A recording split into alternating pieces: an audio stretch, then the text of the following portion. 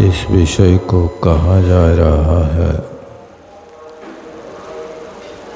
कि धर्म की रक्षा करना कितना कठिन होता है। राजा का मन बदल गया, उपकारी जनों के प्रति भी भाव बुरे हो गए।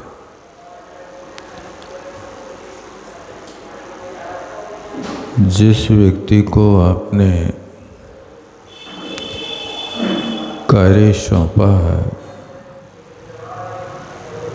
यदि उस कार्य में वो व्यक्ति सफलता पा जाता है तो कभी कभी ऐसे लोगों से भी द्वेष खड़ा हो जाता है। और इतनी सारी बातें की कि कौआ में पवित्रता नहीं होती है, ज्वारी लोग कभी सत्य नहीं बोलता है,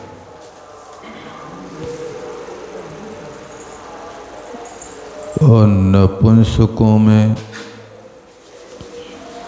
धैर्य नहीं होता।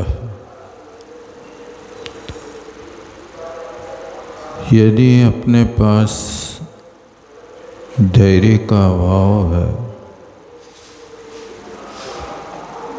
तो पुरुष होकर के वो धैर्य को खो देता है तो भी शक्तिहीन पुरुषों की कोटि में आ जाता, कायर बन जाता है। और मध्यपायी को तत्व चिंतन नहीं होता। अब चाहे शराबी हो, चाहे मोह की मदिरा पीने वाला हो, ऐसे जो अपध्यान तो खूब कर लेता है लेकिन वस्तु स्वरूप का कभी चिंतन नहीं आता। ऐसे लोग कभी बारह भावना वैराग्य भावना का चिंतन नहीं कर सकते, क्योंकि वहाँ बाहर शराब का नशा है, अंतरंग में मोहिनी का नशा चढ़ा है। और राजा को किसी ने आज तक मित्र नहीं देखा। राजा हाथ मिलाता है लेकिन अवसर आ जाए तो उसी हाथ को काट के फेंक देता है। इसलिए राजा को, स्त्री को और मित्र को अग्नि की तरह सेंकना चाहिए। जैसे अग्नि को दूर से सेंकते हैं, इसी तरह इनको भी दूर से सेंकने की कोशिश करो। इनके भीतर घुसोगे तो आपके लिए जीवन में खतरा होगा। राजा है, राजा कभी संधि कर लेता है और उसकी इच्छा के विरुद्ध होता तो उसी से विग्रह कर बैठता। इस तरह से नीतियों को इन्हें रखा। अब आगे क्या होता है उसके लिए कहते हैं कियान कालोगता। 62 नंबर के नीचे गद्य है, कियान कालोगता, कितना काल व्यतीत हो गया। एकदा राज्ञा मंत्रिणम सप्रोहितम आहुए स्वचित्तविप्रायम निवेद भणितम एक दिन राजा ने अपने मंत्री को और पुरोहित को बुला करके, पुरोहित किसे कहते हैं? जो राजा के आगे की हित की बात सोचता है उसको पुरोहित कहते हैं। पुरा माने होता है आगे, भविष्य, और उस भविष्य के हित में जो हमेशा सोचता रहता है आगे क्या होगा, उसका नाम पुरोहित होता है। तो मंत्री को और पुरोहितम आहुई, आहुई माने बुला करके, स्वचित्त विप्रायम निवेद, अपने मन के भाव को उनके सामने रखा। किनके सामने? मंत्री और पुरोहित के सामने कहा। क्या कहा?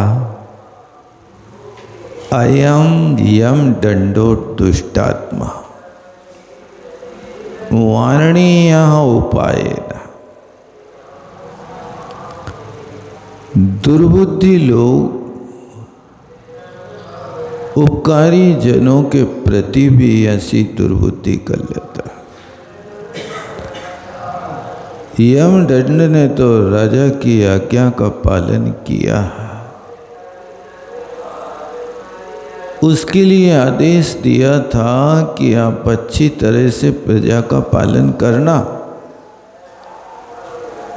लेकिन अब उसने इतनी अच्छी तरह से पालन किया कि राजा सहन नहीं कर पाया।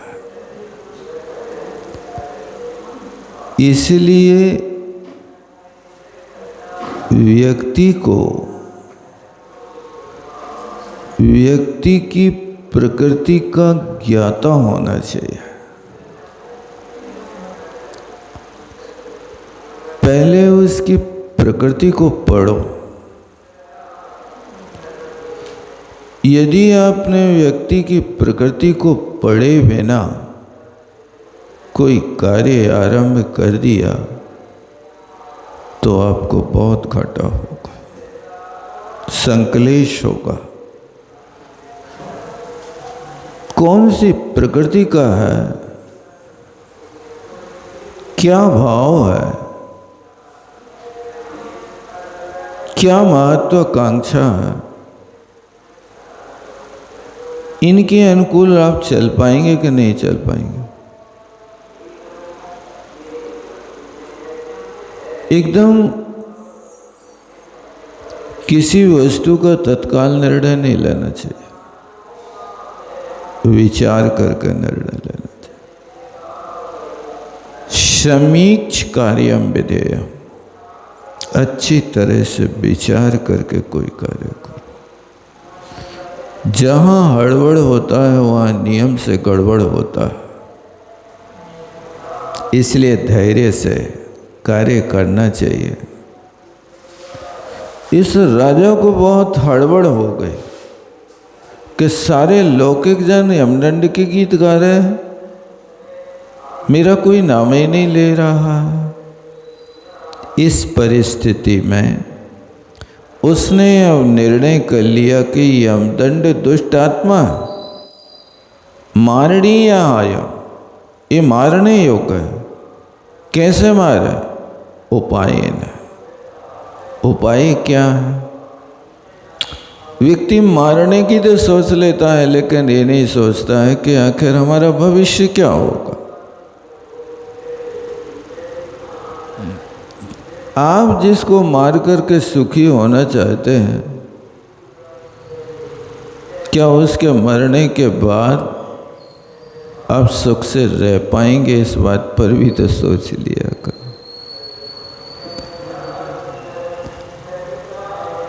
कितने भी बड़े युक्ति वाले लोग हों, लेकिन पुलिस की युक्ति के आगे कोई बचता नहीं है। उनको उनके सामने उगलना ही पड़ता है कि हाँ, हमने एक दोष किया। अब ये बात आज समझ में नहीं आ रही। तथा ताभ्याम तथैव आलोचिता। जब राजा ने ये बात कही तो ताभ्याम मतलब मंत्री और पुरोहित, इन दोनों ने तथैव, जैसे आप लोग कहते हैं ना तथास्तु, ऐसे ही होना चाहिए, ऐसे ही उनकी समीक्षा कर दी। ठीक है, आपने अच्छा सोचा है, मानना चाहिए। यथा, क्योंकि तादृशी जायते बुद्धिर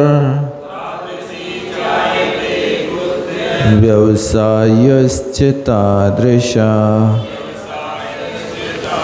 सहायास्तादृशा गेया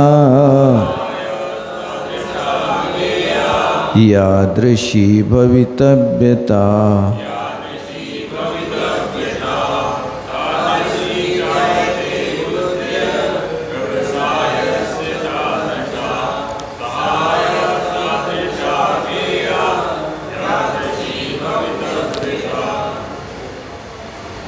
चौथे चरण में कहते यादृशी भवितव्यता,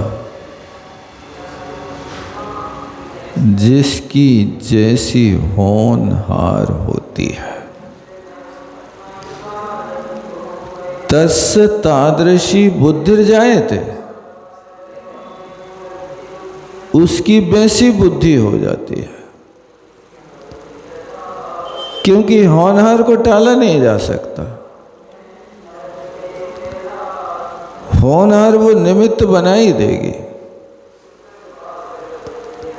नर होनहार हो तब न तिल भर डरती। भई जरत कुंवर के हाथ मौत गिरधर। हे नर, हे मानव, होनहार तिल भर न टरती। जो होनहार है वो टल नहीं सकते। 12 वर्ष पहले भगवान ने कहा था कि जरत कुंवर के हाथ से, इनके बाण से मौत हो गई।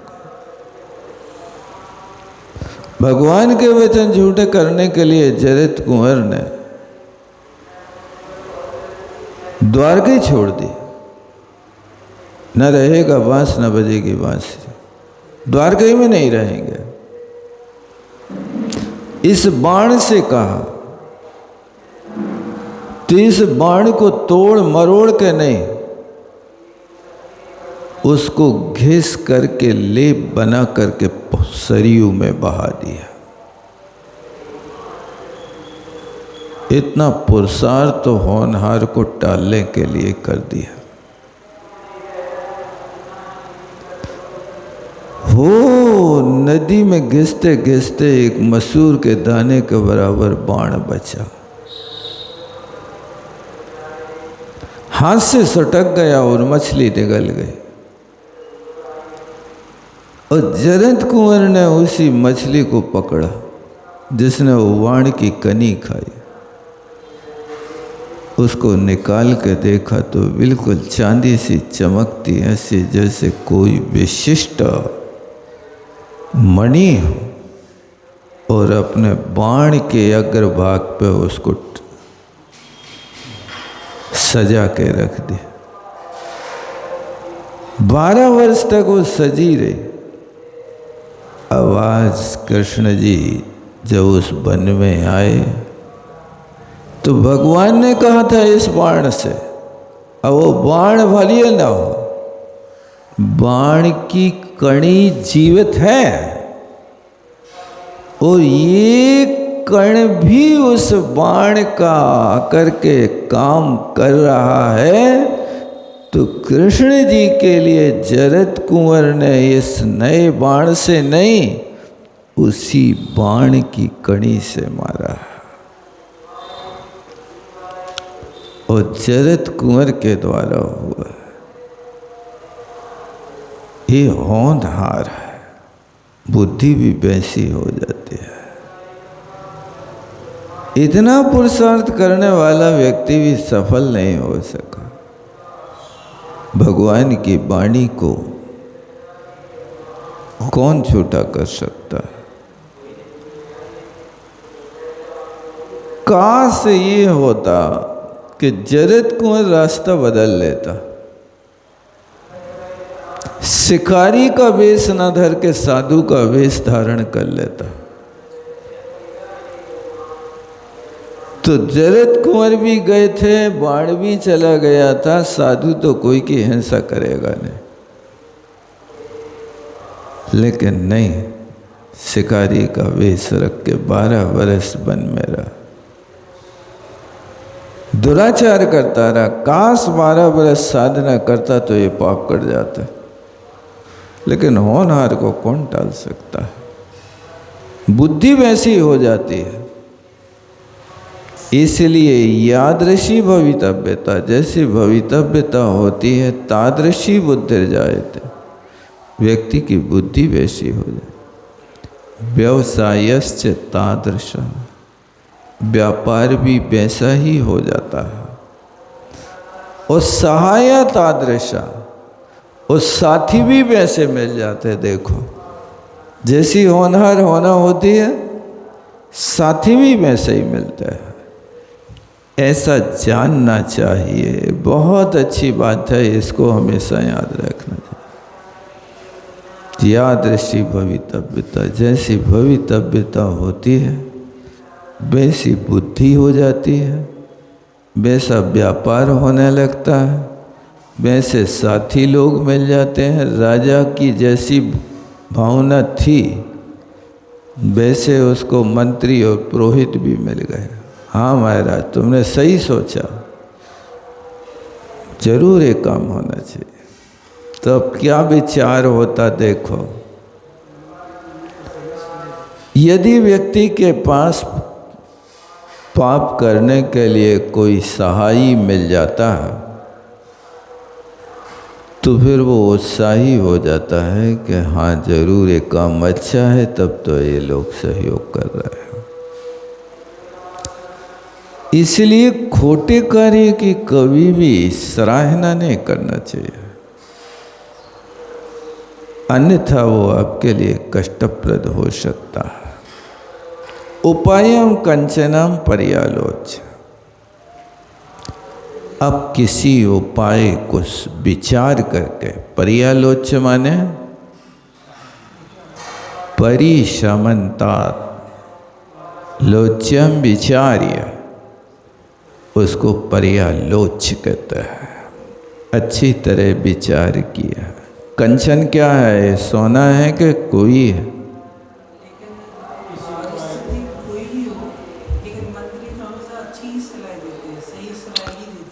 देखो महाराज, कुछ लोग राजानुगामी होते हैं। राजा ने कहा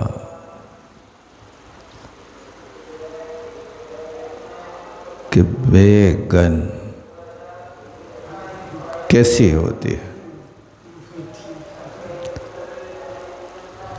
अब राजा को तो बैगन मीठी लगती थी, तो मंत्री ने कहा महाराज बैगन तो बैगन है, बेगुण है।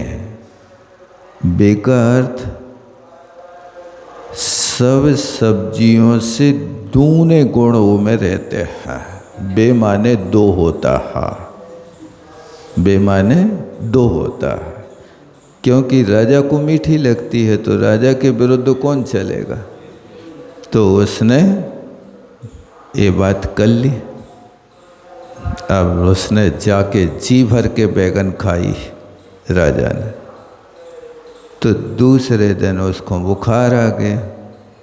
सो मंत्री से पूछा, मंत्री तुम तो कह रहे थे बैगन दूनी गुण वाली होती। नहीं महाराज, तुम समझे नहीं, हमने तो बैगुन को कहा था कि बिगता गुणा यस्मा सा बैगुना, जिसमें कोई गुण नहीं होता वह बैगुन होती है, उसमें तो कुछ गुण है ही नहीं, बीजा बीजा भरी हुई गुणवान है कोई का। अच्छा, कल तो प्रशंसा कर रहे थे, आज क्या? नहीं, मैंने तो बात यही कही थी, लेकिन अब तुम्हारी समझ में नहीं आई तो मैं क्या करूं। ये समझने में हेर फेर हुआ करता है। मंत्री लोग कुछ ऐसे होते जो हाँ में हाँ मिलाने वाले होते हैं। तुम जैसा कह रहे ठीक है, ठीक है, ठीक है, वे उनके विरुद्ध नहीं बोलते, लेकिन कुछ होते हैं जो उस पर अच्छी तरह से विचार करते कि इसका फल क्या होगा। अब जब कंचन माने क्या है? सोना लगाएं, फिर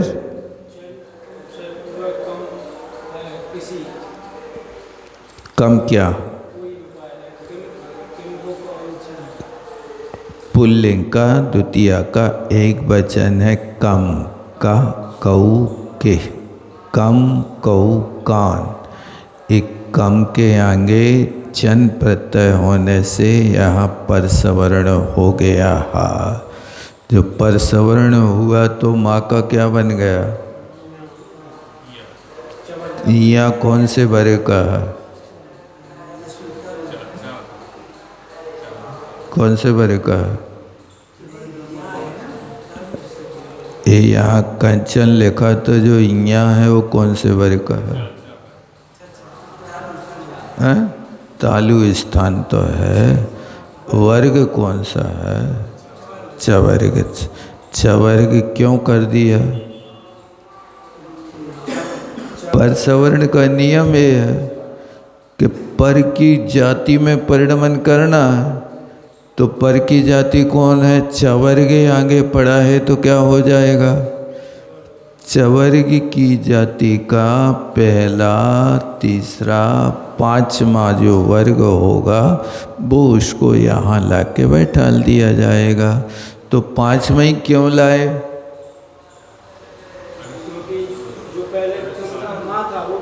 माँ पांचवें नंबर कौन से वर्ग का था?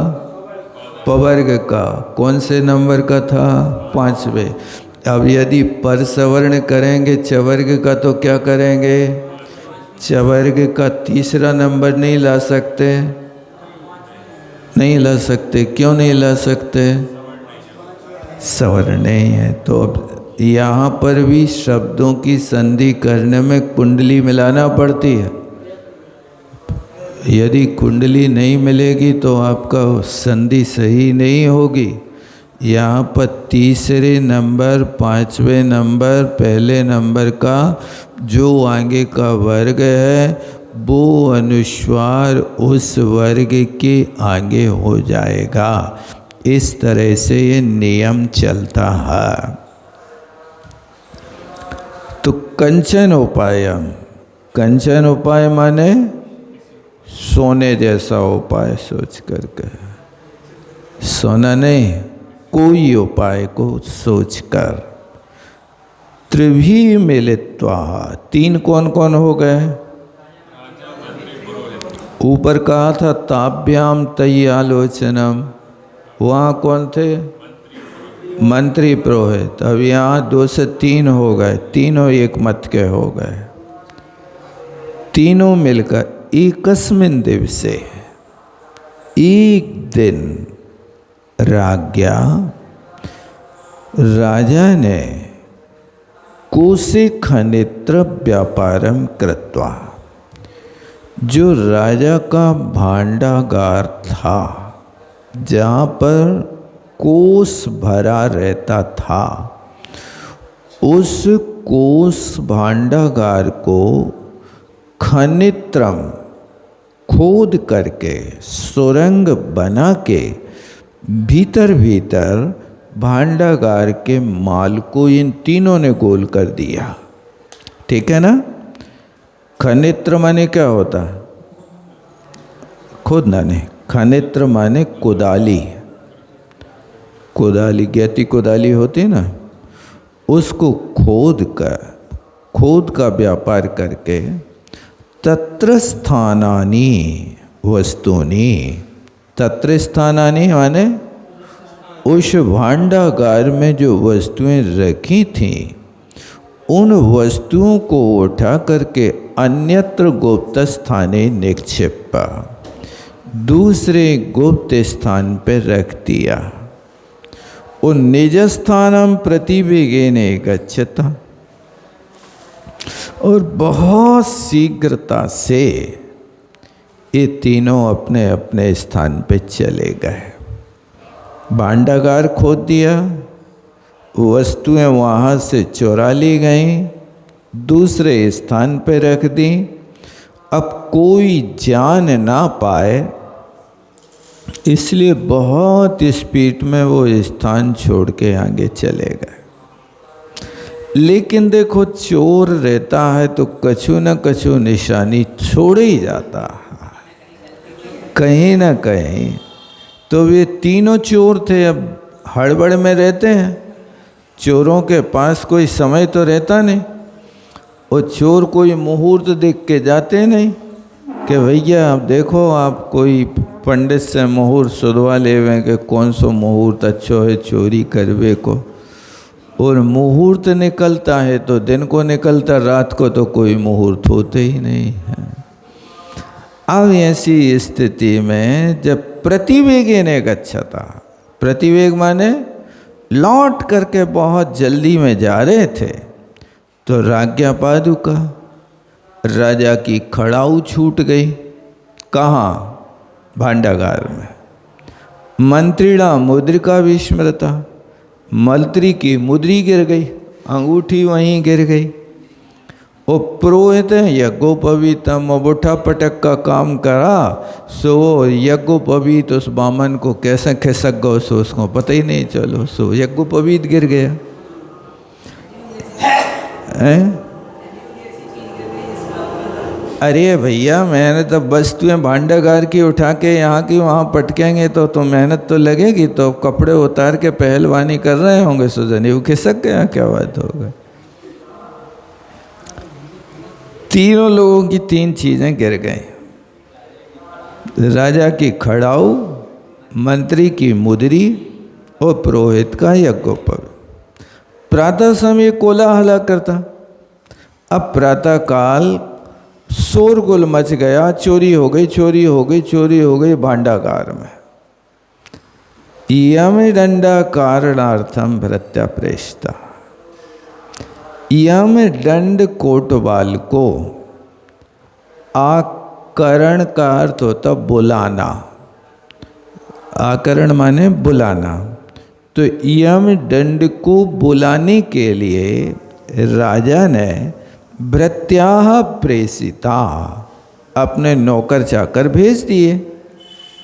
यम दंडी ने मनसी चिंततम, यम दंड ने मन में सोचा, अद्य में मरणम आयातम, अब तो पक्का है आज मेरी मौत सिर पे मंडरा रही है।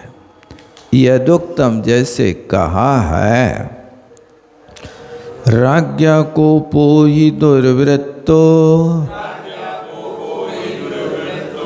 दुर्निरीक्षो दुराशया,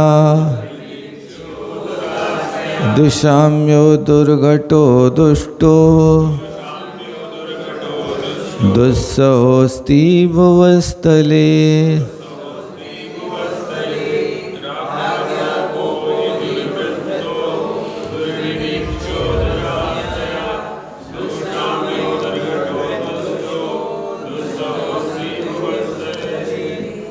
अब देखो,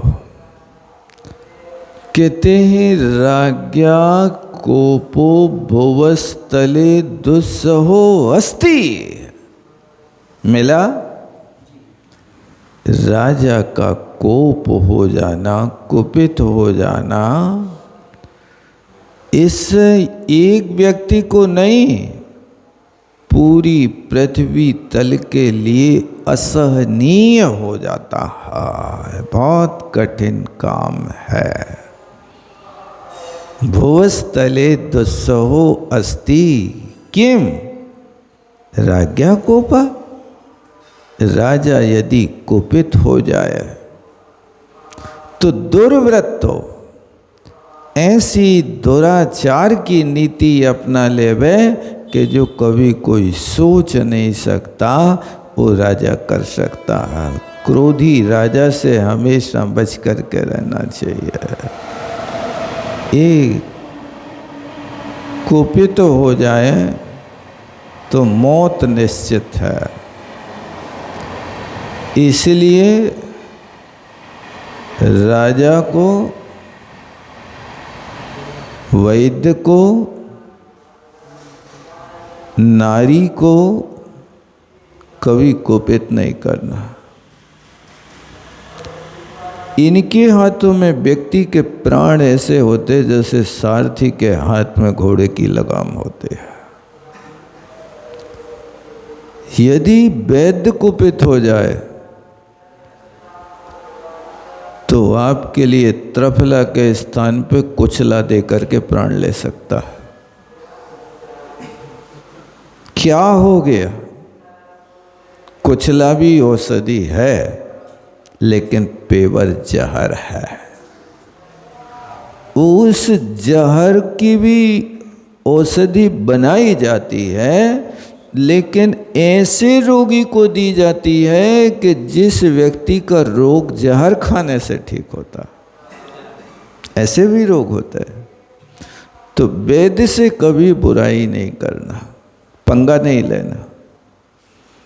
और स्त्री से कभी पंगा नहीं लेना, हाथ जोड़े बैठे रहना सामने। हाँ देवी, आपकी जो आज्ञा है वो सिरोधार्य है, अन्यथा बेटा दाल में नमक के स्थान में कब जहर पड़ जाएगा पता नहीं चलेगा आपको, बड़े अच्छे ढंग से खा जाओगे।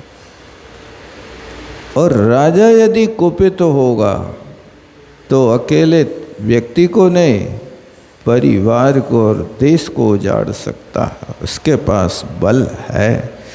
इसलिए सतर्क रहना चाहिए। इन नीतियों से जीवन जीना बहुत आनंद का जीवन है। जहाँ कहीं आंखें दिखावे बैठ जात हो, यानी अपनी मौत बुलाने की कोशिश कर रहे हो। देखो क्या लिख रहे हैं, दुर्वृत्तो, राजा कुपित हो जाए तो कोई भी आचरण कर सकता है। राजा की सुनने वाला कौन है? कानून तो प्रजा के लिए है, राजा के लिए है क्या? बनाए तो राजा ने है ना, और वो कानून को भोगना पड़ेगा तो प्रजा को भोगना पड़ेगा। और कानून तोड़ेगा तो राजा तोड़ सकता है।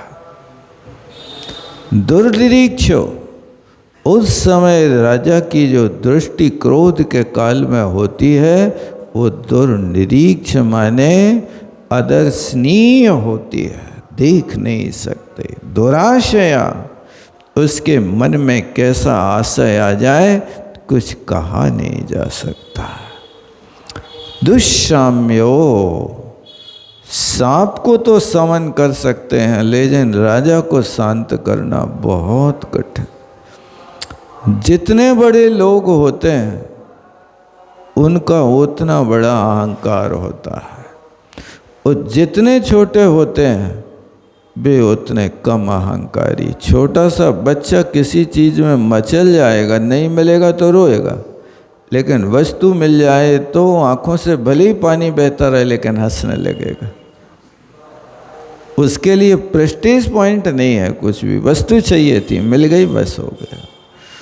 लेकिन बड़े लोगों के लिए वस्तु भी लेगा लेकिन अहंकार नहीं छोड़ेगा। हमने जब मांगी थी तब क्यों नहीं दी तुमने? अब ये सवाल खड़ा कर रहा है, बड़ी समस्या है। क्या है ही भैया, मान तो छोटे से बच्चे को भी होता है। बिल्कुल दुर्घटा, ये कुछ भी घटित हो सकता। दुष्टा, दुष्ट स्वभावी है, ऐसा भुवस्तले राजा कोपो दुस्सहा। इसलिए कभी किसी के लिए नाराज नहीं करना चाहिए, सदा प्रसन्न रहना चाहिए। नीतियों को पढ़कर क्या लगता है कि ऐसे लोग जो पालन करते हुए बिल्कुल दूध के धुले होते हैं, साफ सुथरा होता है। ज्ञातित्रे कुप्ते को था। अब कहते ऐसी स्थिति में यदि ज्ञाता कुपित होता है तो क्या हो जाता है। ज्ञातित्र माने कोई ज्ञानी है लेकिन कुपते, यदि कुपित तो हो जाए तो कोप से क्या हो सकता है। कबीर कवि पटुर पटु, शूरो भीरो चिरायुवल्पायु,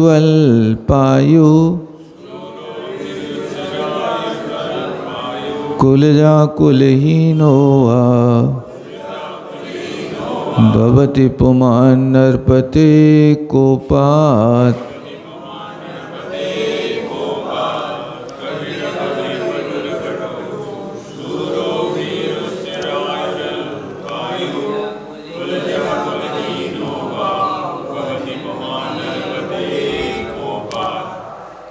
नीचे देखना, नरपते है कोपात।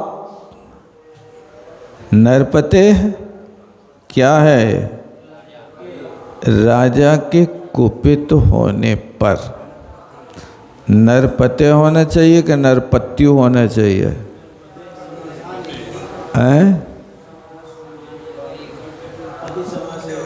पति समास से योगी संज्ञा होगी तो फिर घी संज्ञा होने पर गुण हो करके ये हो जाएगा तो नरपते बनेगा। राजा के कुपित होने से कभी या कभी, देखो ऊपर कहा था ना ज्ञातित्व, ज्ञानी भी अज्ञानी हो जाता, माने कभी भी मूर्ख हो जाता जो बहुत कवि है।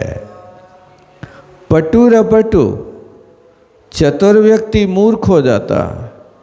सूरो भीरो हो, सूरवीर कायर हो जाता है। चिरायु अल्पायु, जो बहुत लंबी आयु वाला व्यक्ति है वो अब तो राजा की तलवार जब तक नहीं उठी तब तक उसकी आयु है, बाकी तो अल्पायु।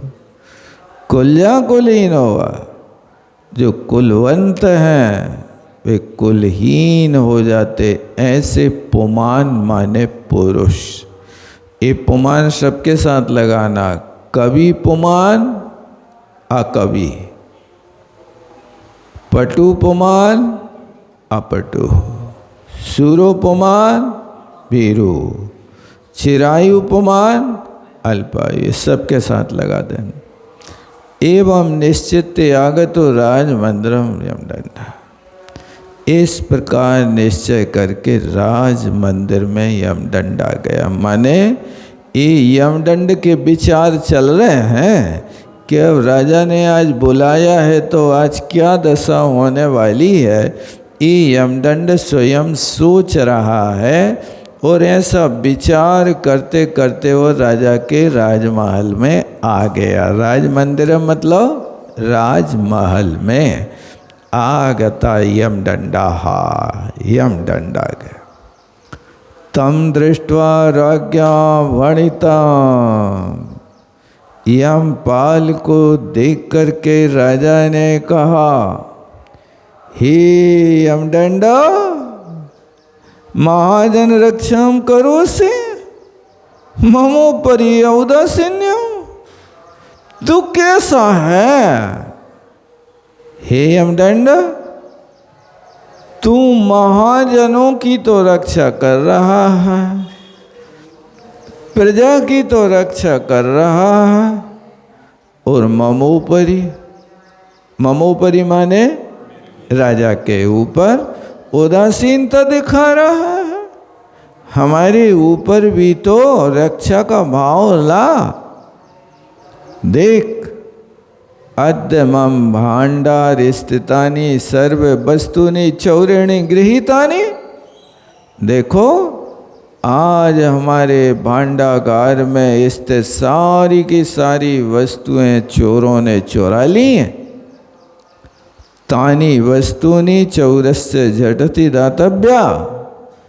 अब आज तुम्हारे लिए काम सौंपा जा रहा है कि तानि वस्तुनि, जो जो भांडागार से वस्तुएं गई हैं बे और चोर झटति तत्काल लाकर के मुझे सौंप दो, नोचित शिरश्छेदम करिष्यामि।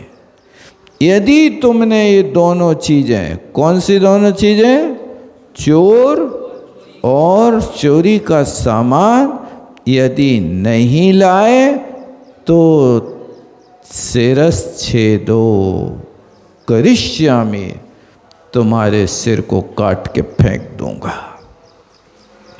नो अलग होना चाहिए, नो के साथ चेत का संबंध नहीं होता है। नो चेत,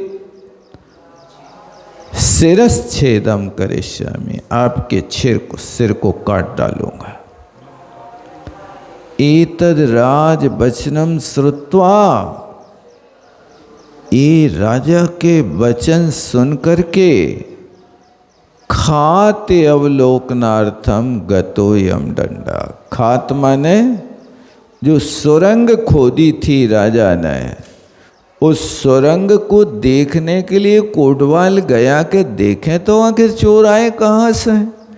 दरवाजे खोले नहीं, वो चोर आया चोरी करके ले गया। हाँ, ये चलो देखते क्या हाल है। अब वो वहाँ उस सुरंग को देखने के लिए गता गया यमदंड। तत्र खातमुखे पादुका, जैसे ही सुरंग के सामने गया तो राजा की खड़ाऊ पड़ी हैं। अच्छा, चोर तो यही है। मुद्रिका, उसी सुरंग के सामने मुद्रिका उतार कर रखी होगी कि इसको खोदते समय कहीं गुम न जाए, सो वो मुद्रिका भी वहीं पड़ी है। और यज्ञोपवीतम से ये काम करने के लिए संभवतः ये व्रत का त्याग कर देते होंगे, इसलिए यज्ञोपवीत को उतार के रख देते होंगे कि यज्ञोपवीत पहन करके चोरी नहीं कर सकता। इसलिए उनने, ये तीनों लोगों ने तीनों चीज़ें रखी, वो भूल गए। सुदृष्टवा, अयम दंड ने देखी, गृहीत्वा, वो तीनों को बड़े संभाल के रख लिया। ये खड़ाऊ नहीं मिली, प्राण मिल गए, प्राण बच गए। ऐसा बड़े संभाल करके रखा, क्योंकि वो जानता था पादुकाभ्याम राजा, उन्हें पादुका से राजा का ज्ञान कर लिया। मुद्रिकया मंत्री, मुंद्री अंगूठी से मंत्री का ज्ञान कर लिया। यज्ञोपवीति ने जे प्रोहितस्य चोरो जाता ज्ञाता, और यज्ञोपवीत से ये पुरोहित है, ये तीनों चोर पकड़ लिए उसने। देखो क्या, ततश्चित्ते तेन विचारितम, उसने अपने मन में विचार किया, ओह यदि राजा एवं करोति तदा कस्य अग्रे निरूप्यते। यदि राजा ही ऐसा करने लगेगा तो अपने दुख किसके सामने प्रकट करेंगे। तथा चोक्तम, जैसे कहा है, दीपम कडंगरीये च जारे राजनिवा पुनः पापकृत्सु च विद्वशो नियंता जंतुरत्र कहा।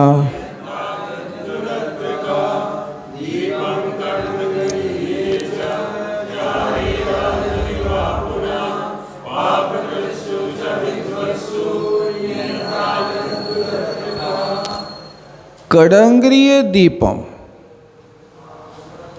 यदि दीप को पशु ही उजाड़ने लगे